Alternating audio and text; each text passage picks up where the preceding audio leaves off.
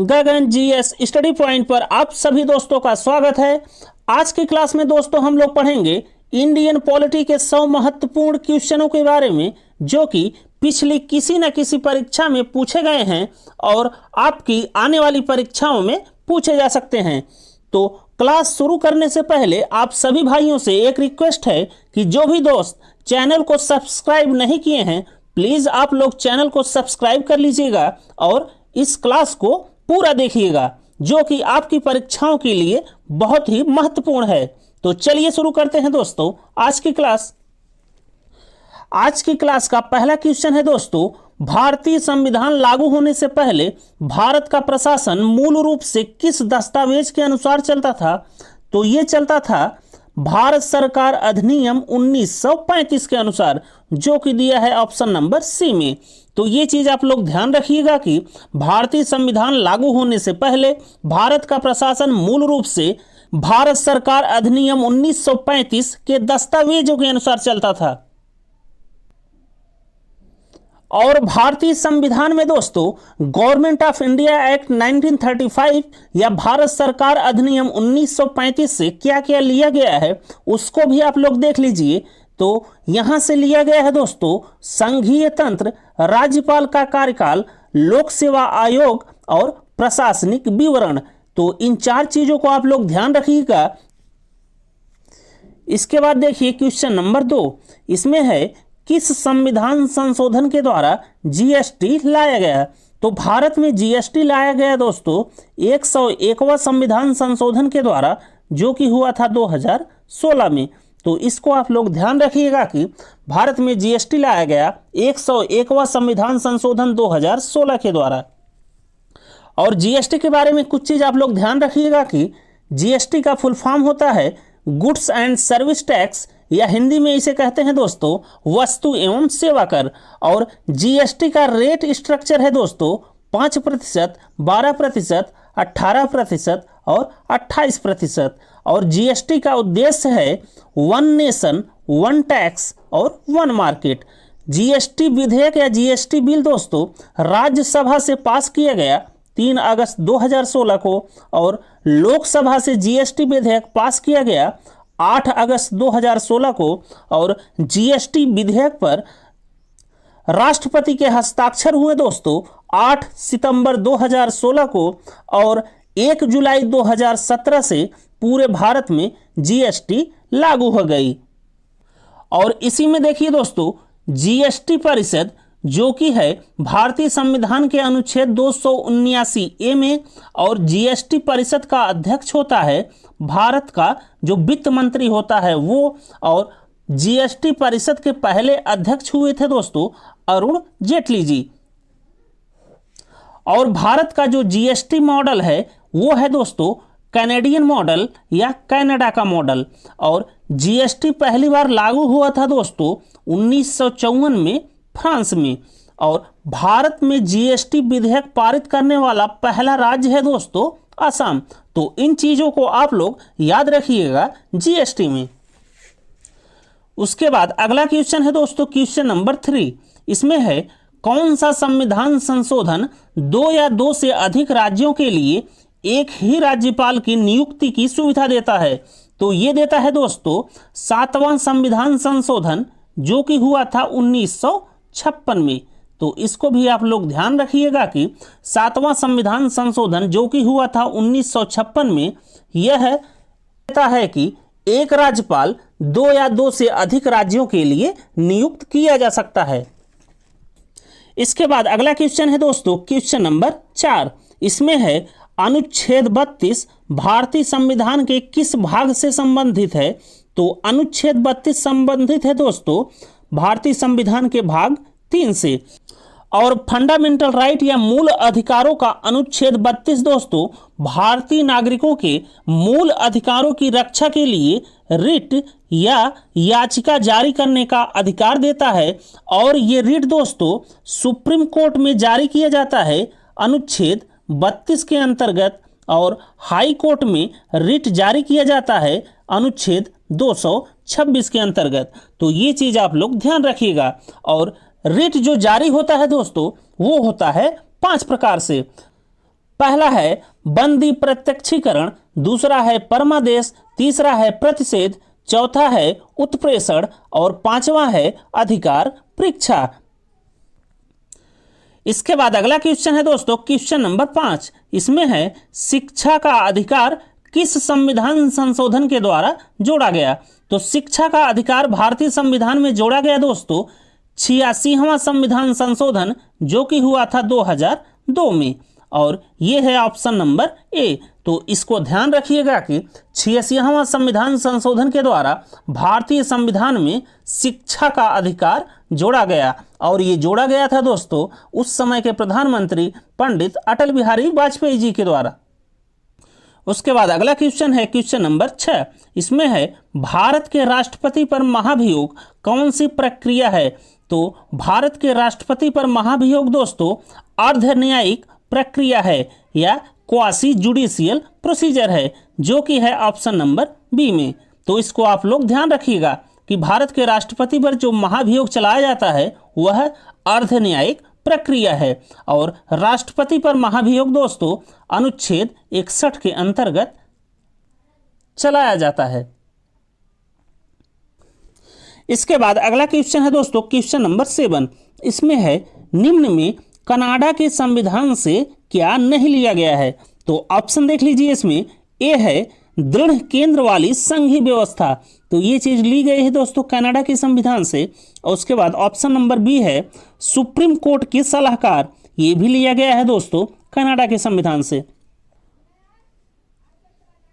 और option number C है दोस्तों राज्यसभा के सदस्यों का चुनाव, तो ये कनाडा के संविधान से नहीं लिया गया है, ये लिया गया है दोस्तों साउथ अफ्रीका के संविधान से। तो ऑप्शन नंबर सी इस क्वेश्चन का सही आंसर हो जाएगा, और बाकी डी भी लिया गया है कनाडा के संविधान से। उसके बाद अगला क्वेश्चन है क्वेश्चन नंबर 8। इसमें है समवर्ती सूची या कॉन्करेंट लिस्ट किस देश के संविधान से लिया गया है। तो समवर्ती सूची या कॉन्करेंट लिस्ट ली गई है दोस्तों ऑस्ट्रेलिया के संविधान से, जो कि है ऑप्शन नंबर बी। उसके बाद अगला क्वेश्चन है क्वेश्चन नंबर 9। इसमें है नागरिकता किस देश से लिया गया है। तो नागरिकता या सिटीजनशिप लिया गया है दोस्तों ब्रिटेन के संविधान से, जो कि है ऑप्शन नंबर ए। इसके बाद देखिए क्वेश्चन नंबर 10। इसमें है दल बदल कानून या एंटी डिफेक्शन लॉ किस संविधान संशोधन से संबंधित है। तो दल बदल कानून दोस्तों संबंधित है 52वां संविधान संशोधन, जो कि हुआ था 1985 में। तो दल बदल कानून या एंटी डिफेक्शन लॉ संबंधित है 52वां संविधान संशोधन 1985 से, जो कि है ऑप्शन नंबर सी। और दल बदल कानून के लिए दोस्तों भारतीय संविधान में एक अनुसूची जोड़ी गई, जो कि है 10वीं अनुसूची या 10th शेड्यूल। इसके बाद अगला क्वेश्चन है दोस्तों क्वेश्चन नंबर 11। इसमें है भारत के किस राष्ट्रपति ने समय संविधान संशोधन को अपनी स्वीकृति दी। तो इसमें सही आंसर है दोस्तों ऑप्शन नंबर बी, जो कि है प्रणब मुखर्जी। तो प्रणब मुखर्जी जी ने समय संविधान संशोधन को अपनी स्वीकृति दी, और ये 7वां संविधान संशोधन है दोस्तों लैंड बाउंड्री एग्रीमेंट के बारे में, जो कि हुआ था इंडिया और बांग्लादेश के बीच में। और ये लैंड बाउंड्री एग्रीमेंट कब हुआ था दोस्तों। तो ये हुआ था 2015 में। इसके बाद अगला क्वेश्चन है दोस्तों क्वेश्चन नंबर 12। इसमें है भारत की पहली संविधान सभा के अस्थायी अध्यक्ष कौन थे। तो ये थे दोस्तों सच्चिदानंद सिन्हा, जो कि है ऑप्शन नंबर सी में। तो भारत की पहली संविधान सभा के अस्थायी अध्यक्ष थे दोस्तों सच्चिदानंद सिन्हा। और यदि पूछे दोस्तों कि भारत की पहली संविधान सभा के अस्थायी या परमानेंट अध्यक्ष कौन थे, तो वो थे राजेंद्र प्रसाद जी। इसमें थोड़ा सा देख लीजिए 1934 में एमएन रॉय जी थे, जो कि कम्युनिस्ट लीडर थे। उन्होंने पहली बार संविधान सभा का विचार प्रस्तावित किया, और कांग्रेस पार्टी ने दोस्तों 1935 में आधिकारिक तौर पर कॉन्स्टिट्यूएंट असेंबली या संविधान सभा की मांग की जवाहरलाल नेहरू जी के नेतृत्व में, और 1940 में अंग्रेजों ने भारत की संविधान सभा की मांग को स्वीकार कर लिया, जिसे कहा जाता है अगस्त प्रस्ताव। और 1946 में कैबिनेट मिशन योजना से संविधान सभा का गठन के लिए चुनाव हुआ। इसके बाद अगला क्वेश्चन देख लीजिए, क्वेश्चन नंबर 13।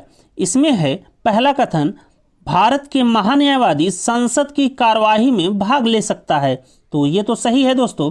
उसके बाद दूसरा कथन देख लीजिए, उसे लोकसभा में वोट देने का अधिकार प्राप्त है।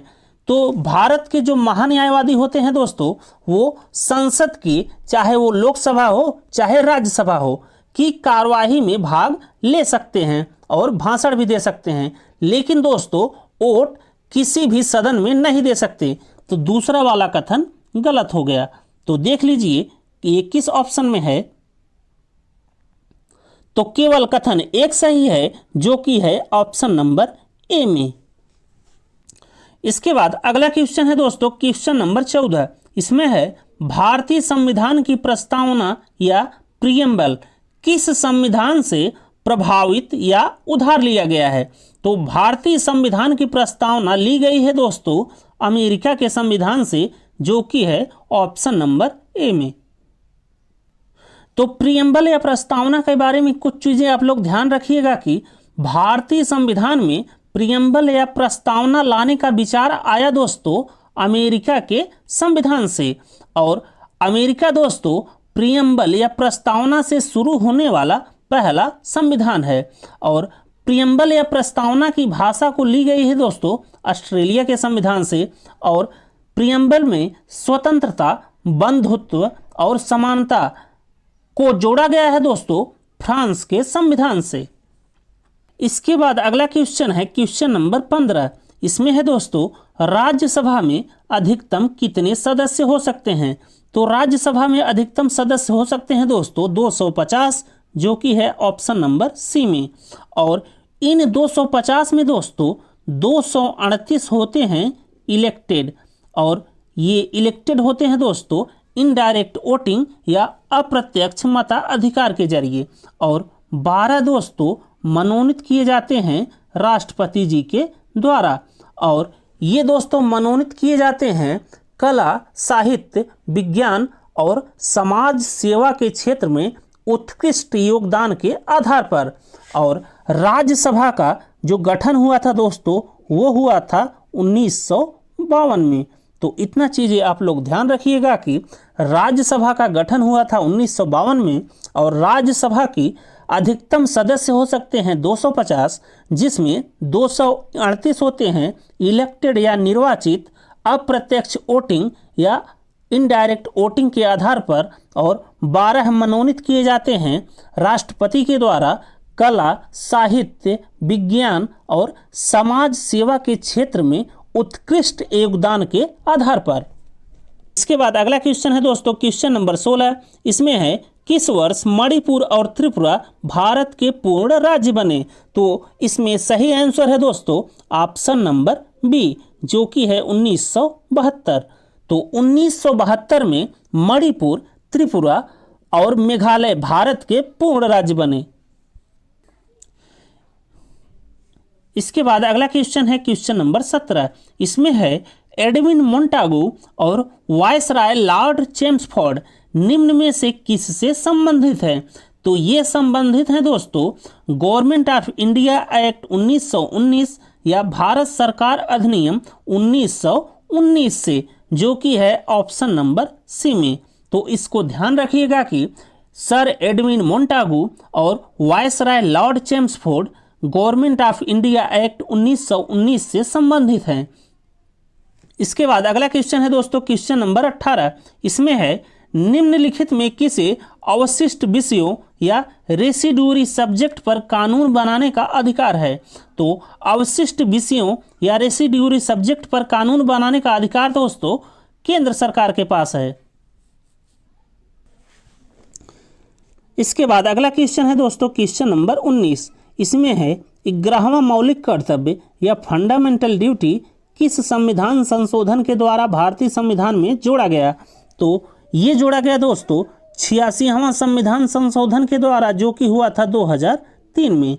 तो इसको ध्यान रखिएगा कि 11वां मौलिक कर्तव्य भारतीय संविधान में जोड़ा गया 86वां संविधान संशोधन 2003 के द्वारा। इसके बाद अगला क्वेश्चन है क्वेश्चन नंबर 20। इसमें है किसी अवर न्यायालय या न्यायाधिकरण के निर्णय में कानूनी त्रुटि होने पर कौन सी रिट जारी किया जाता है? तो यहाँ पर जारी किया जाता है दोस्तों सर्टियोरेरी, जो कि है ऑप्शन नंबर सी में। और सर्टियोरेरी को कहा जाता है दोस्तों उत्प्रेषण।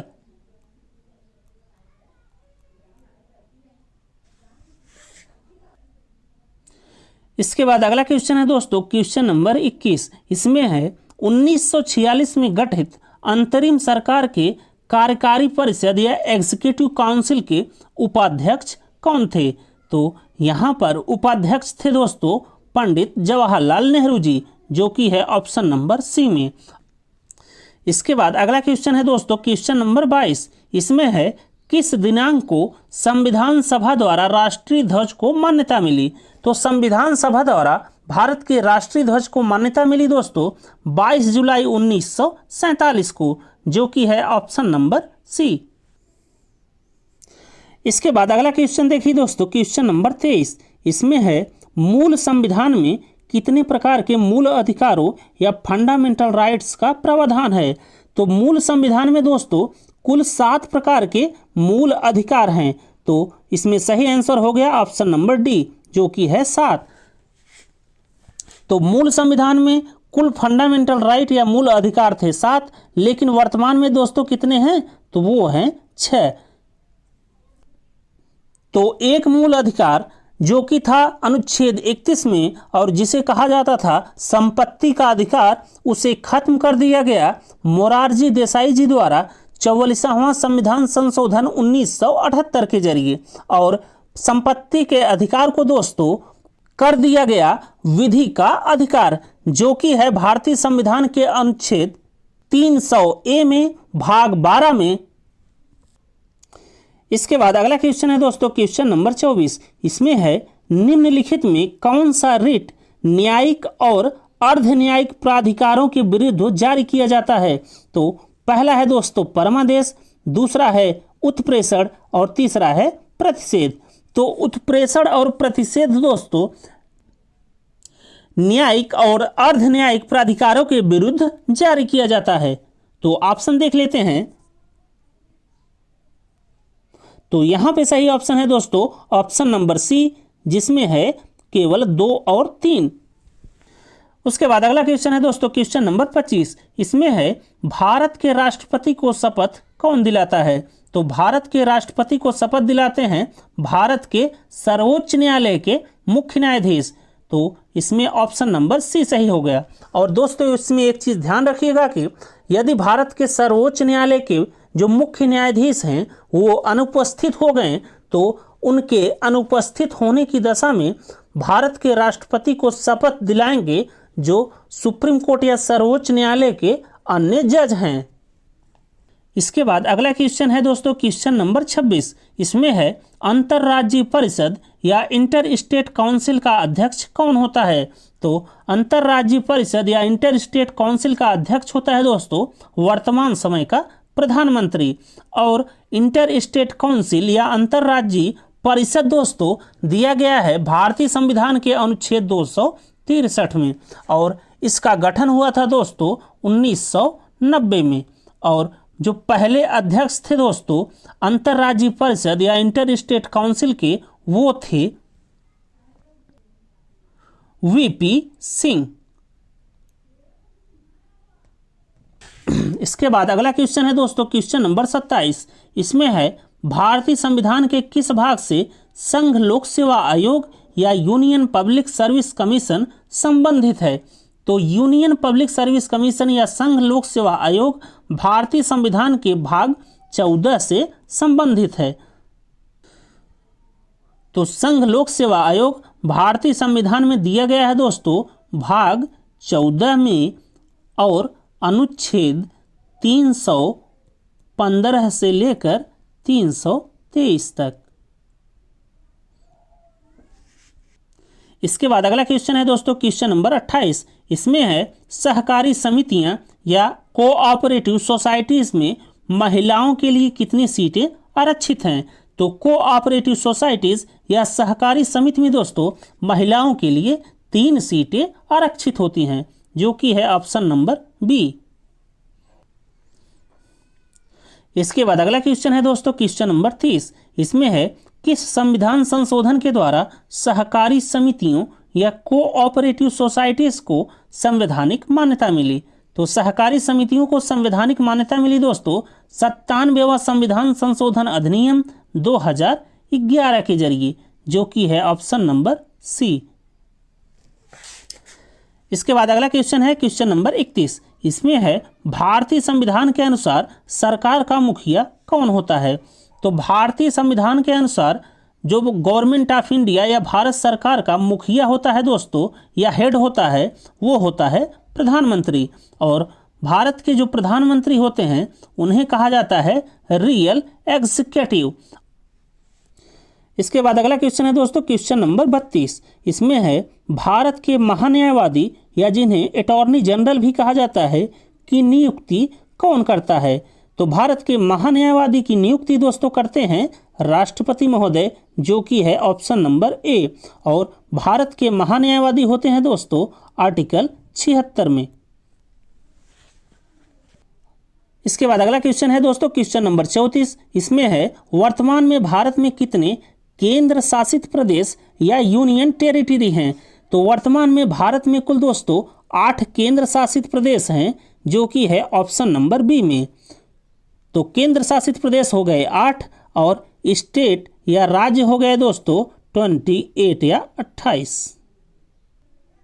इसके बाद है दोस्तों क्वेश्चन नंबर 35। इसमें है भारतीय संविधान के द्वारा किसे मूल अधिकारों पर उचित प्रतिबंध लगाने का अधिकार प्राप्त है। तो मूल अधिकारों पर उचित प्रतिबंध लगाने का अधिकार दोस्तों भारतीय संसद के पास है या पार्लियामेंट के पास है। तो ये है ऑप्शन नंबर सी। उसके बाद अगला क्वेश्चन है दोस्तों क्वेश्चन नंबर 36। इसमें है मूल अधिकारों या फंडामेंटल राइट का संरक्षक किसे कहा जाता है। तो मूल अधिकारों का संरक्षक कहा जाता है दोस्तों भारत के सुप्रीम कोर्ट को या सर्वोच्च न्यायालय को। तो ये चीज ध्यान रखिएगा कि गार्जियन ऑफ फंडामेंटल राइट कौन है दोस्तों, तो वो है सुप्रीम कोर्ट या सर्वोच्च न्यायालय। इसके बाद अगला क्वेश्चन है दोस्तों क्वेश्चन नंबर 37। इसमें मूल अधिकारों के संदर्भ में निम्नलिखित कथनों पर विचार कीजिए। तो पहला कथन है दोस्तों मूल अधिकार न्यायालयों के द्वारा लागू किए जा सकते हैं। और दूसरा है मूल अधिकार अमेरिका के संविधान से लिया गया है। तो यहाँ पर दोनों कथन सही है दोस्तों। तो चलिए ऑप्शन देखते हैं। तो ऑप्शन नंबर ए सही हो गया दोस्तों, क्योंकि दोनों भी कथन सत्य हैं। इसके बाद अगला क्वेश्चन है क्वेश्चन नंबर 38। इसमें है राज्य के नीति निर्देशक सिद्धांत या directive principle of state policy किस देश से प्रेरित है। तो राज्य के नीति निर्देशक सिद्धांत या directive principle of state policy दोस्तों आयरलैंड के संविधान से प्रेरित है। तो ऑप्शन नंबर डी हो गया सही जवाब। इसके बाद अगला क्वेश्चन है दोस्तों क्वेश्चन नंबर 39। इसमें है राज्य के नीति निर्देशक सिद्धांत संविधान के भाग 4 के डैश डैश डैश में निहित है। तो राज्य के नीति निर्देशक सिद्धांत या directive principle of state policy संविधान के भाग 4 में हैं और अनुच्छेद 36 से लेकर 51 तक हैं। तो यहाँ पर सही आंसर हो गया दोस्तों ऑप्शन नंबर बी। इसके बाद अगला क्वेश्चन है दोस्तों क्वेश्चन नंबर 40। इसमें है भारतीय संविधान में मूल कर्तव्य या फंडामेंटल ड्यूटी किस देश के संविधान से लिया गया है। तो भारतीय संविधान में दोस्तों मूल कर्तव्य या फंडामेंटल ड्यूटी लिया गया है सोवियत यूनियन या सोवियत संघ, जो कि पहले का था रसिया। इसके बाद अगला क्वेश्चन है दोस्तों क्वेश्चन नंबर 42। इसमें है संविधान के किस अनुच्छेद के अंतर्गत मौलिक कर्तव्यों या फंडामेंटल ड्यूटी का उल्लेख है। तो मौलिक कर्तव्यों का उल्लेख है दोस्तों संविधान के अनुच्छेद 51A में। इसके बाद अगला क्वेश्चन है दोस्तों क्वेश्चन नंबर 43। इसमें है वर्तमान में भारतीय संविधान में कुल कितने मूल कर्तव्य या फंडामेंटल ड्यूटी है। तो वर्तमान में भारतीय संविधान में कुल मूल कर्तव्य या फंडामेंटल ड्यूटी है दोस्तों 11, जो कि है ऑप्शन नंबर डी।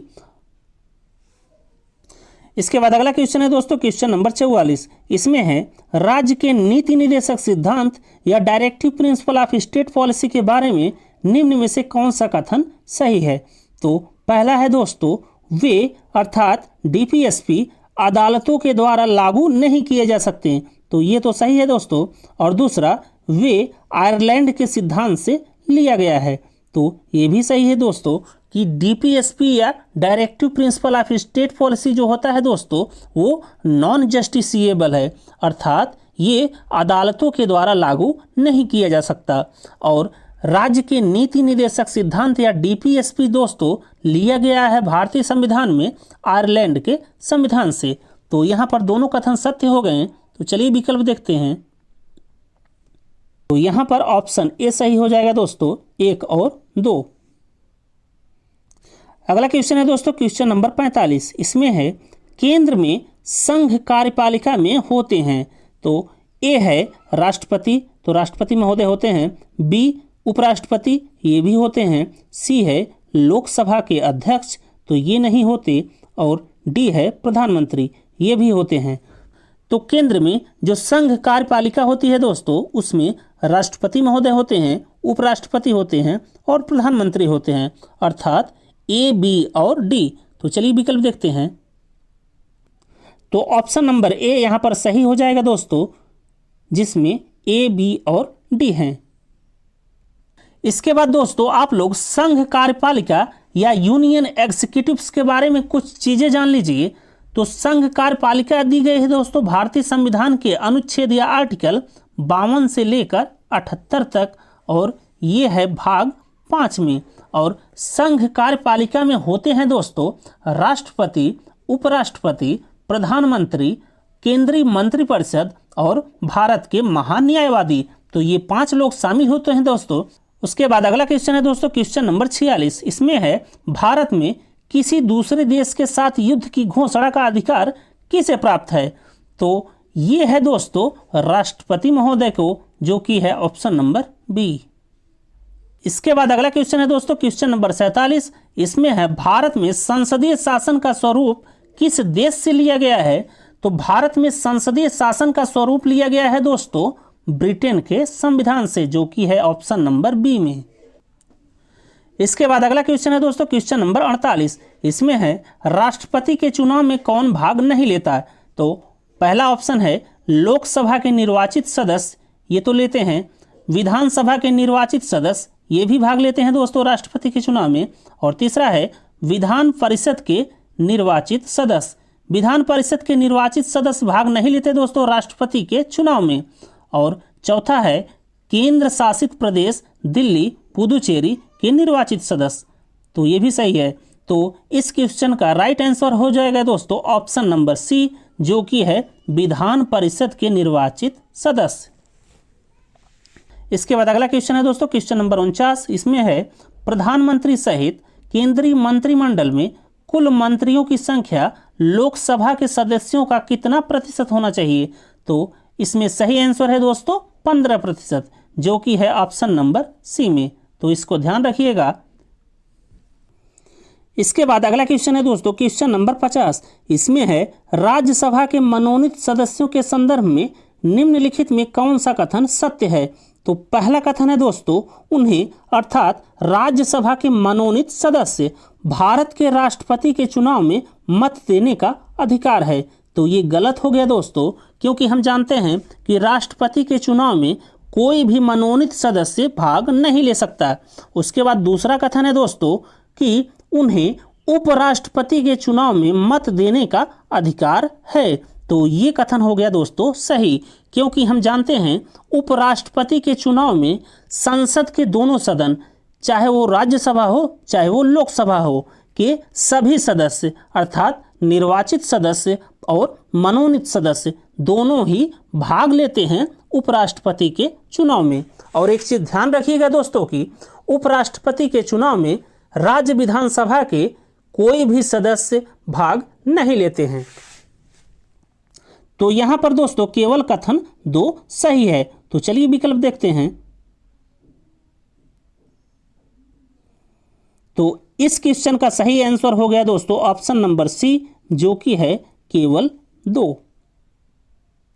इसके बाद अगला क्वेश्चन है दोस्तों क्वेश्चन नंबर 51। इसमें है सर्वोच्च न्यायालय या सुप्रीम कोर्ट के न्यायाधीशों को शपथ कौन दिलाता है। तो सुप्रीम कोर्ट या सर्वोच्च न्यायालय के न्यायाधीशों को शपथ दिलाते हैं दोस्तों राष्ट्रपति महोदय, जो कि है ऑप्शन नंबर बी। तो ये चीज ध्यान रखिएगा कि सुप्रीम कोर्ट के चाहे मुख्य न्यायाधीश हो चाहे अन्य न्यायाधीश हो, सबको शपथ दिलाते हैं भारत के राष्ट्रपति महोदय। इसके बाद अगला क्वेश्चन देखिए क्वेश्चन नंबर 52। इसमें है एंग्लो इंडियन समुदाय के कितने सदस्यों को राज्यपाल द्वारा राज्य विधानसभा में मनोनीत किया जाता है। तो एंग्लो इंडियन समुदाय को राज्य विधानसभा में राज्यपाल द्वारा मनोनीत किया जाता है, वो किया जाता है दोस्तों एक एंग्लो इंडियन को। तो ये चीज ध्यान रखिएगा कि राज्य विधानसभा में राज्यपाल द्वारा जो एंग्लो इंडियन मनोनीत होता है वो होता है 1, और केंद्र सरकार में राष्ट्रपति द्वारा जो एंग्लो इंडियन मनोनीत होता है वो होता है 2। अगला क्वेश्चन है क्वेश्चन नंबर 52। इसमें है वस्तु एवं सेवा कर या जीएसटी पहली बार किस देश में आया था। तो जीएसटी पहली बार आया था दोस्तों फ्रांस में, जो कि है ऑप्शन नंबर सी, और फ्रांस में आया था दोस्तों 1954 में। इसके बाद अगला क्वेश्चन देखिए दोस्तों संविधान संशोधन की प्रक्रिया भारतीय संविधान में किस देश से लिया गया है। तो संविधान संशोधन की प्रक्रिया दोस्तों भारतीय संविधान में लिया गया है साउथ अफ्रीका के संविधान से, जो कि है ऑप्शन नंबर ए। इसके बाद अगला क्वेश्चन देखिए भारत का संविधान एक लिखित संविधान होगा, यह प्रावधान कहां से लिया गया है। तो भारत का संविधान एक लिखित संविधान या रिटन कॉन्स्टिट्यूशन होगा, यह प्रावधान लिया गया है दोस्तों ब्रिटेन के संविधान से, जो कि है ऑप्शन नंबर सी में। इसके बाद अगला क्वेश्चन है दोस्तों राज्यसभा के सदस्यों का कार्यकाल कितना होता है। तो राज्यसभा के सदस्यों का कार्यकाल होता है दोस्तों 6 साल, जो कि है ऑप्शन नंबर बी। फिर अगला क्वेश्चन है दोस्तों राष्ट्रपति की पोस्ट या पद को कितने समय के लिए खाली रखा जा सकता है। तो राष्ट्रपति महोदय का पद 6 महीने के लिए खाली रखा जा सकता है। तो ऑप्शन ए हो गया सही। इसके बाद अगला क्वेश्चन है दोस्तों धन विधेयक या मनी बिल के संदर्भ में कौन सा कथन असत्य है। तो पहला ऑप्शन है दोस्तों मनी बिल या धन विधेयक संसद के किसी भी सदन में लाया जा सकता है। तो यही ऑप्शन है दोस्तों गलत, क्योंकि मनी बिल को सिर्फ लोकसभा में लाया जा सकता है, और मनी बिल दोस्तों भारतीय संविधान के अनुच्छेद 110 में है। तो ये चीज़ आप लोग ध्यान रखिएगा कि मनी बिल या धन विधेयक सिर्फ संसद के लोकसभा सदन में ही लाया जा सकता है, और मनी बिल है दोस्तों अनुच्छेद 110 में। इसके बाद अगला क्वेश्चन है दोस्तों अविश्वास प्रस्ताव या नो कॉन्फिडेंस मोशन संसद के किस सदन में लाया जाता है। तो अविश्वास प्रस्ताव या नो कॉन्फिडेंस मोशन दोस्तों लाया जाता है लोकसभा में, जो कि है ऑप्शन नंबर ए। इसके बाद अगला क्वेश्चन है स्वतंत्र भारत के पहले रक्षा मंत्री कौन थे। तो स्वतंत्र भारत के पहले रक्षा मंत्री थे दोस्तों बलदेव सिंह जी, जो कि हैं ऑप्शन नंबर बी में। इसके बाद अगला क्वेश्चन है दोस्तों निम्नलिखित में किस राज्य में विधान परिषद नहीं है। तो उत्तर प्रदेश में विधान परिषद है दोस्तों, बिहार में विधान परिषद है, तेलंगाना में विधान परिषद है, सिर्फ उत्तराखंड में विधान परिषद नहीं है। तो ऑप्शन नंबर डी इसका हो गया सही जवाब। इसके बाद अगला क्वेश्चन है दोस्तों क्वेश्चन नंबर 61 भारतीय संविधान की किस अनुसूची में संघ और राज्यों के बीच अधिकारों एवं कार्यों का आवंटन से संबंधित सूची दी गई है। तो इसका सही आंसर है दोस्तों 7वीं अनुसूची, जो कि है ऑप्शन नंबर सी में। इसके बाद अगला क्वेश्चन है दोस्तों क्वेश्चन नंबर 62। इसमें है निम्नलिखित में कौन सा विषय राज्य सूची के अंतर्गत आता है। तो इसमें सही आंसर हो गया ऑप्शन नंबर डी दोस्तों, जिसमें है बाजार और मेले। और दोस्तों जो राज्य सूची के विषय जो कि एग्जाम में बहुत आते हैं, जैसे कि हो गया पुलिस और जेल, कृषि हो गया, सिंचाई हो गया, तो इसको भी आप लोग ध्यान रखिएगा। इसके बाद अगला क्वेश्चन है क्वेश्चन नंबर 63। इसमें है संविधान की 11वीं अनुसूची, जो कि है पंचायती राज व्यवस्था से संबंधित, में कितने विषयों का उल्लेख है। तो 11वीं अनुसूची या पंचायती राज व्यवस्था में दोस्तों कुल विषय हैं 29। तो ऑप्शन नंबर सी हो गया सही जवाब। इसके बाद अगला क्वेश्चन है दोस्तों क्वेश्चन नंबर 64। इसमें है 73वां संविधान संशोधन या कॉन्स्टिट्यूशनल अमेंडमेंट एक्ट पारित होने के बाद पंचायती राज अधिनियम पारित करने वाला प्रथम राज्य कौन सा है। तो 73वां संविधान संशोधन अधिनियम पारित होने के बाद पंचायती राज अधिनियम पारित करने वाला भारत का पहला राज्य था कर्नाटक। तो ऑप्शन नंबर सी हो गया सही। उसके बाद अगला क्वेश्चन हो गया दोस्तों क्वेश्चन नंबर 65। इसमें है निम्न में से किस समिति ने त्रिस्तरीय पंचायती राज की सिफारिश की थी। तो त्रिस्तरीय पंचायती राज की सिफारिश की थी दोस्तों बलवंत राय मेहता समिति ने। तो ऑप्शन नंबर ए हो गया सही। तो इन समितियों के बारे में जान लीजिए थोड़ा सा दोस्तों, कभी कभी इनका क्रम भी पूछ लिया जाता है। तो बलवंत राय मेहता समिति बनी थी 1957 में, अशोक मेहता समिति बनी थी दोस्तों 1977 में, और LM सिंघवी समिति बनी थी दोस्तों 1986 में, और PK थोंगन समिति बनी थी दोस्तों 1988 में। तो कभी कभी आप क्रम भी पूछ लेता है इन समितियों का, तो इसे आप लोग ध्यान रखिएगा। अगला क्वेश्चन है दोस्तों भारत में स्थानीय स्वशासन का जनक किसे कहा जाता है। तो भारत में स्थानीय स्वशासन का जनक कहा जाता है लॉर्ड रिपन को, जो कि है ऑप्शन नंबर ए में। इसके बाद अगला क्वेश्चन है दोस्तों क्वेश्चन नंबर 67। इसमें है पंचायती राज व्यवस्था की त्रिस्तरीय संरचना में सबसे निम्नतम स्तर पर क्या है। तो सबसे निम्नतम स्तर पर है दोस्तों ग्राम पंचायतें, जो कि है ऑप्शन नंबर बी में।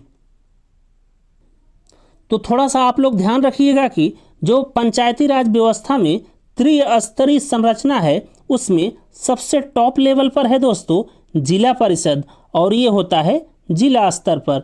तो जिला परिषद हो गया सबसे टॉप स्तर पर, और दूसरे नंबर पर है दोस्तों पंचायत समितियां, जो कि होता है ब्लॉक स्तर पर, और सबसे निचले या तीसरे स्थान पर होता है दोस्तों ग्राम पंचायत, जिसे कहा जाता है गांव स्तर पर। तो ये चीज़ आप लोग ध्यान रखिएगा।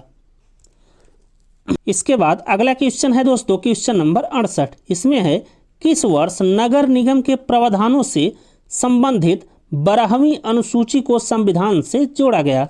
तो 12वीं अनुसूची को संविधान से जोड़ा गया दोस्तों 74वां संविधान संशोधन 1992 के तहत। तो ऑप्शन नंबर डी हो गया इसका सही आंसर। इसके बाद अगला क्वेश्चन है दोस्तों नगर पालिका की 12वीं अनुसूची में वर्णित विषयों की संख्या कितनी है। तो 12वीं अनुसूची में वर्णित नगर पालिका के विषय हैं दोस्तों 18, जो कि है ऑप्शन नंबर बी में। इसके बाद अगला क्वेश्चन है दोस्तों क्वेश्चन नंबर 70। इसमें है राज्य कार्यपालिका में निम्नलिखित में किसको शामिल किया जाता है। तो पहला ऑप्शन है ए, जिसमें है राज्यपाल। तो ये भी रहते हैं राज्य की कार्यपालिका में, और मंत्रिपरिषद भी रहता है, और महाधिवक्ता रहते हैं। तो ऑप्शन नंबर डी हो जाएगा दोस्तों इसका सही आंसर। उसके बाद दोस्तों है अगला क्वेश्चन क्वेश्चन नंबर 71। इसमें है भारत के किसी राज्य का राज्यपाल बनने के लिए योग्यताएं होती हैं। तो ये है दोस्तों आयु कम से कम 25 वर्ष हो। तो ये हो जाएगा दोस्तों गलत, क्योंकि राज्यपाल बनने के लिए कम से कम आयु होनी चाहिए 35 वर्ष। और बी देख लीजिए, उसे सदन या राज्य विधायिका के किसी भी सदन की सदस्यता नहीं होनी चाहिए। तो ये हो जाएगा सही दोस्तों। और सी है भारत का नागरिक होना चाहिए। तो ये भी हो जाएगा सही। तो कथन बी और सी सही हैं। तो आइए देखते हैं विकल्प कौन सा है। तो इसका सही ऑप्शन हो जाएगा दोस्तों ऑप्शन नंबर 3, बी और सी। इसके बाद अगला क्वेश्चन है दोस्तों क्वेश्चन नंबर 72। इसमें है राज्य का राज्यपाल विधान परिषद में कुछ सदस्यों को निम्न में से किस आधार पर नियुक्त कर सकता है। तो ए है विज्ञान, बी है साहित्य, सी है कला, डी है सहकारी आंदोलन।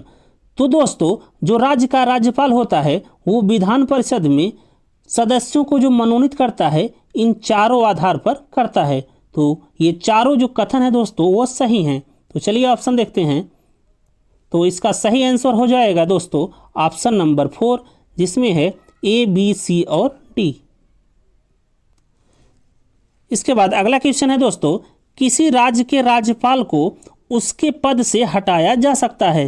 तो इसमें है ए राष्ट्रपति के द्वारा, बी है लोकसभा के महाभियोग के द्वारा, सी है विधानसभा के महाभियोग के द्वारा।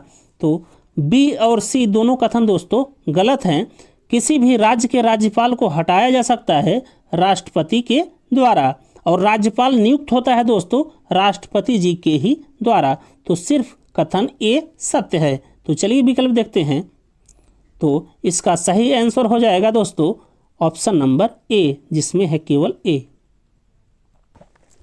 इसके बाद अगला क्वेश्चन देख लीजिए क्वेश्चन नंबर 74। इसमें है कोई मंत्री कितने समय तक बिना किसी सदन की सदस्यता ग्रहण किए किसी राज्य का मुख्यमंत्री या मंत्री बना रह सकता है। तो ये अवधि है दोस्तों 6 माह, अर्थात ऑप्शन नंबर बी।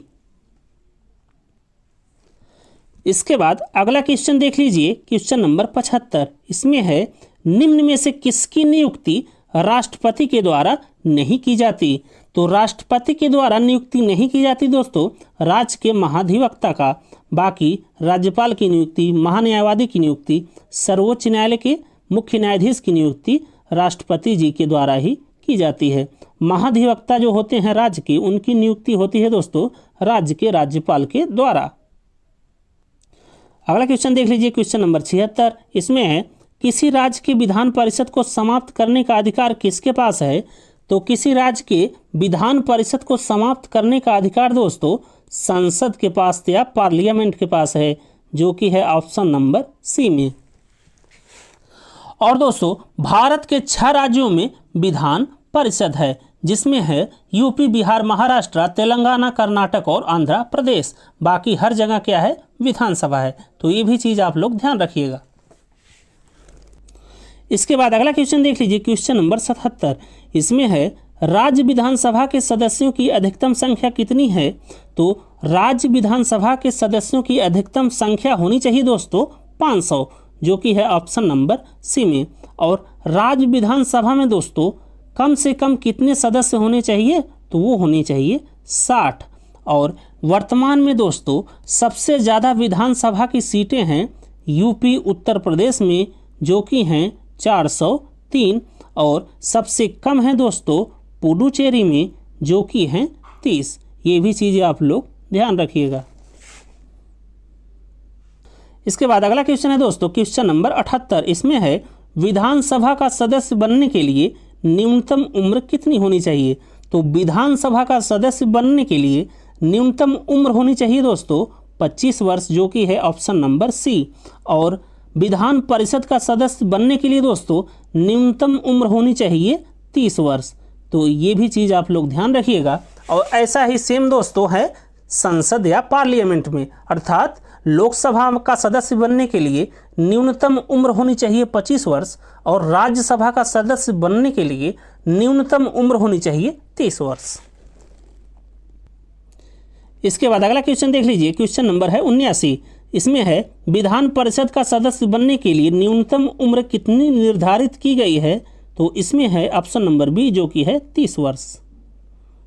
इसके बाद देखिए क्वेश्चन नंबर 80। इसमें है भारतीय संविधान के अनुसार कौन सी न्यायिक प्रक्रिया अपनाई गई है। तो इसमें सही आंसर है दोस्तों ऑप्शन नंबर सी, जो कि है पूर्ण एकीकृत न्यायिक प्रक्रिया।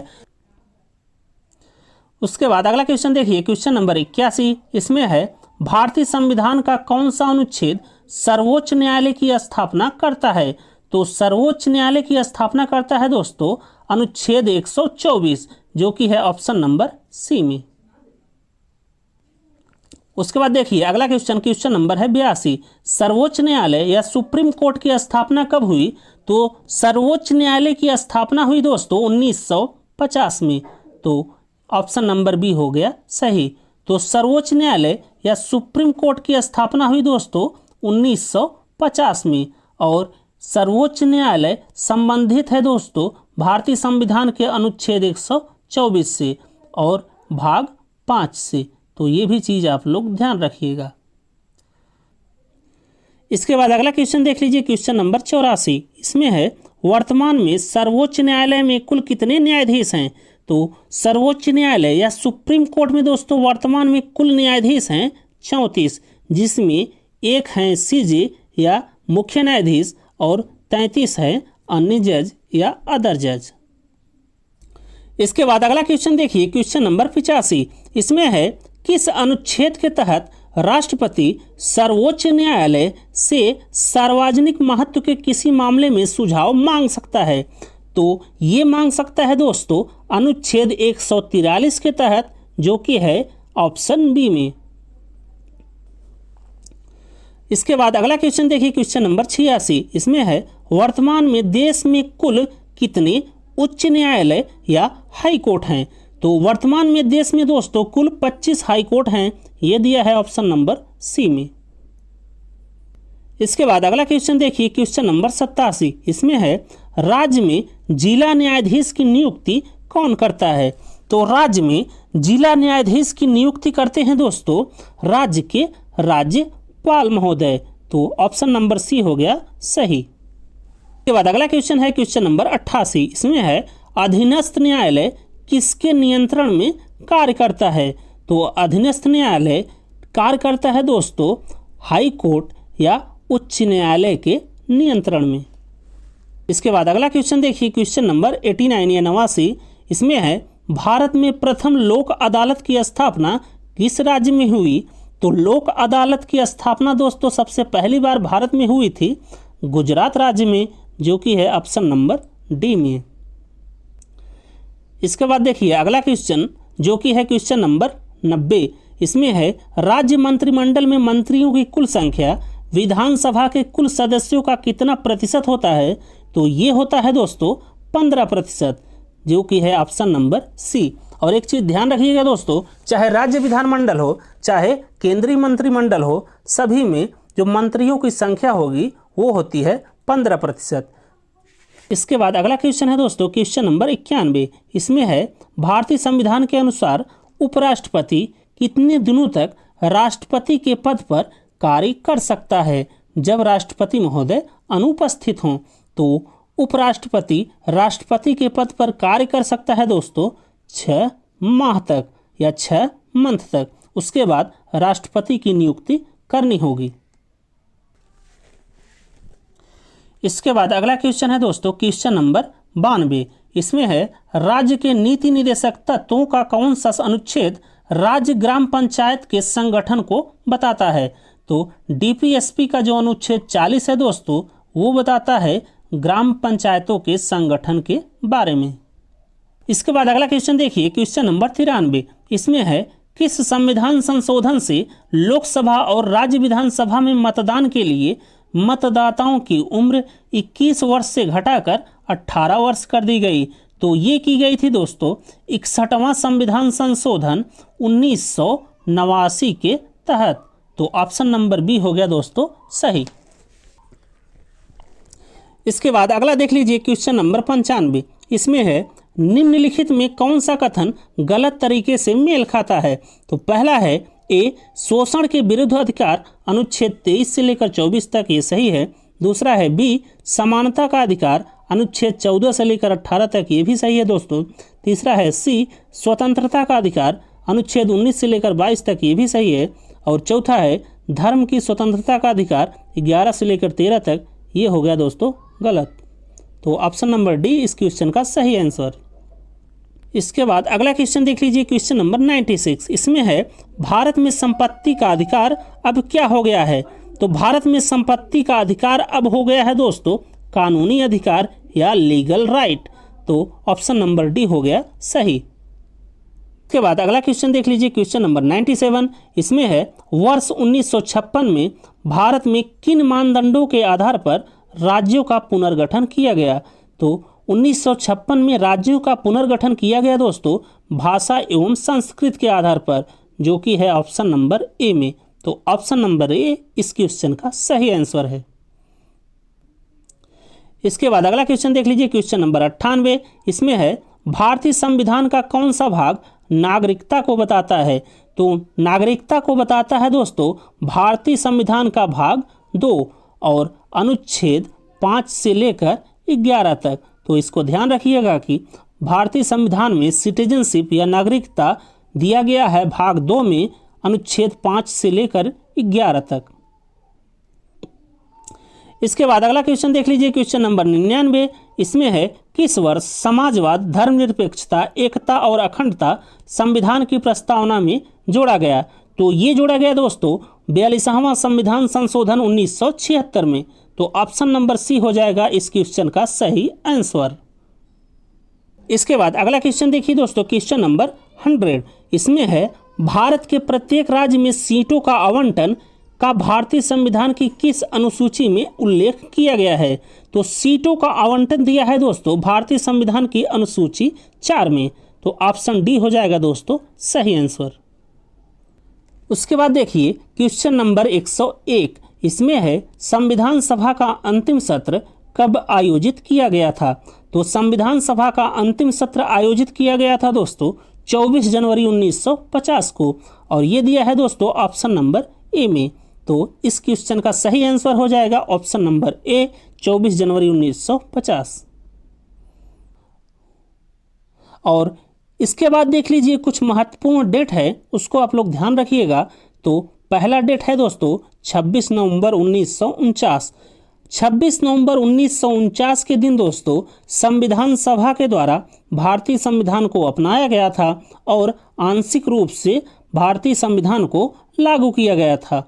और भारतीय संविधान को पूर्ण रूप से लागू किया गया दोस्तों 26 जनवरी 1950 को।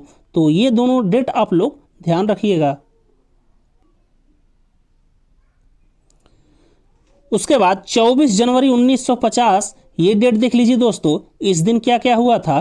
तो 24 जनवरी 1950 को दोस्तों संविधान सभा का अंतिम सत्र आयोजित किया गया था और इसी दिन संविधान सभा का अध्यक्ष डॉक्टर राजेंद्र प्रसाद जी को चुना गया था और इसी दिन संसद के पहले सभापति गणेश वासुदेव मावलंकर जी को चुना गया था और इसी दिन संविधान सभा द्वारा भारत के पहले राष्ट्रपति के रूप में राजेंद्र प्रसाद जी को चुना गया था और इसी दिन भारत के राष्ट्रगान जन गण मन को मान्यता मिली, जिसे लिखे थे रविंद्रनाथ टैगोर।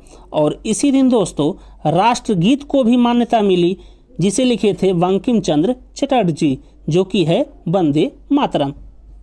बस दोस्तों इस क्लास में इतना ही। अगर आपको वीडियो अच्छी लगी हो तो please Gagan GS study point को लाइक कीजिए, शेयर कीजिए, सब्सक्राइब कीजिए। Thank you. जय हिंद।